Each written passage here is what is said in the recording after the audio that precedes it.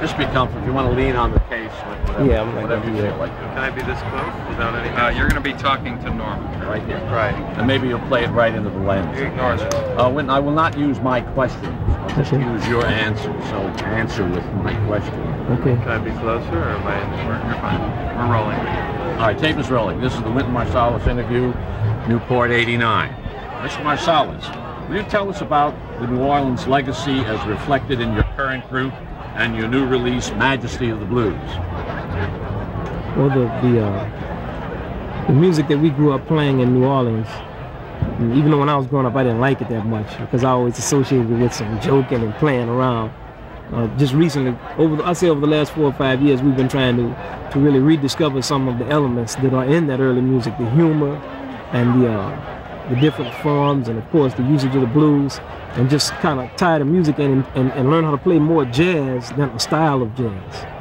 And we've come some distance with that in the band. I'm very fortunate to have Herlin Riley on the drums, and he's from New Orleans, great New Orleans drummer, and Reginald Veal on the bass, also a good Crescent City fellow. And the other gentlemen in the band, we're all in the spirit of the early musicians from the Crescent City, Jelly Roll Martin and Louis Armstrong.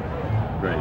Is it difficult to walk back and forth between the jazz and classical music worlds? Well, I don't play classical music anymore, so. Not at all? No, I haven't played it in 2 years.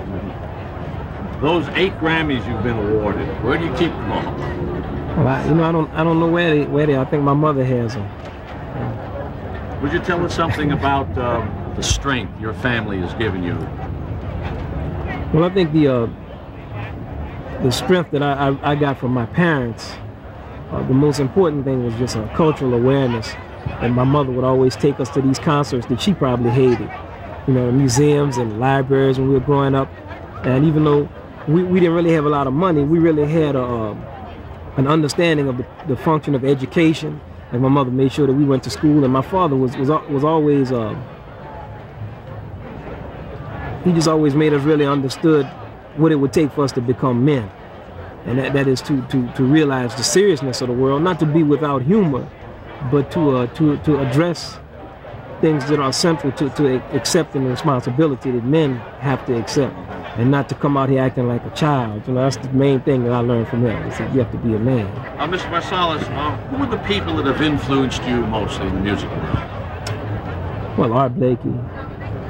Can you start that again with the people who have influenced? Ready? Cue. The people who have influenced me the most in the music, in music, would be Art Blakey.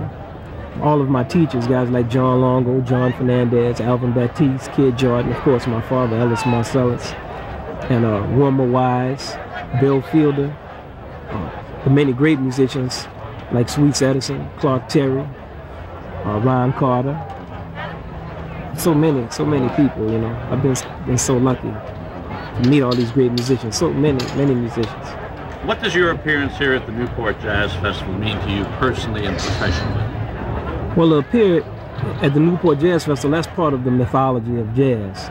Like jazz is part of the mythology of America. So you know about Duke Ellington being here, and Paul Gonsalves, and Coltrane, and just all the many musicians who recorded at the Newport Jazz Festival.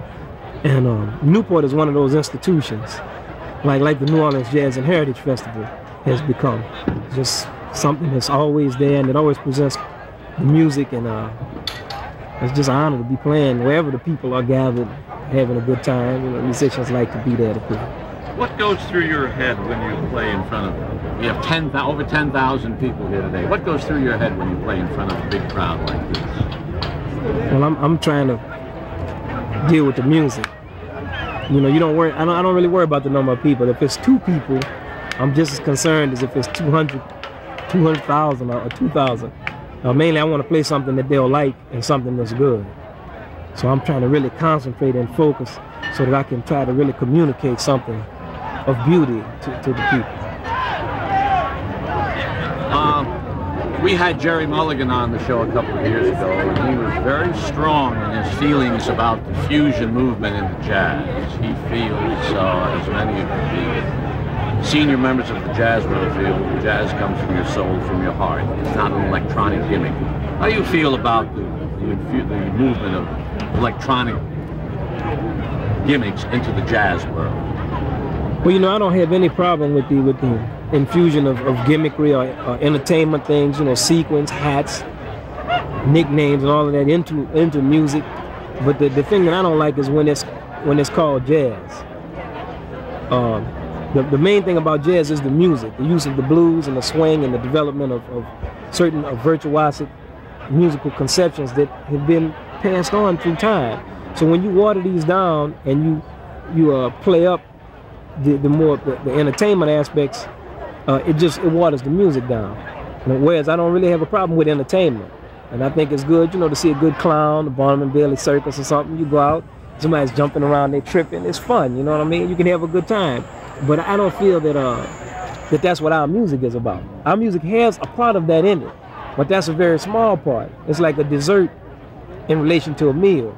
Like, you know, you sit down, the dessert is 5/7, or 6/7, and the dessert is, the food is 6/7 of the meal, and the dessert is 1/7. So that's what I think the clowning should be. You know, you want to be cordial and crack a few little jokes, but you got to play. So, you know, this waters down the playing, and I think it's good if it's just called something else. And if they're going to have a lot of these things on these jazz festivals, I think they should call them music festivals. So then you can just have any kind of music you want, you know. Remember, we got to wrap. What's ahead for Wynton Marsalis? I don't know. I know I have to eat. So if I can get some food, I'll be all right. Okay. That's the Wynton Marsalis. All right. Thank you. Get a good shot of the people. Great. Yeah. Gotta be good for the story. Thank you. All right. Good. Good. Okay. Okay.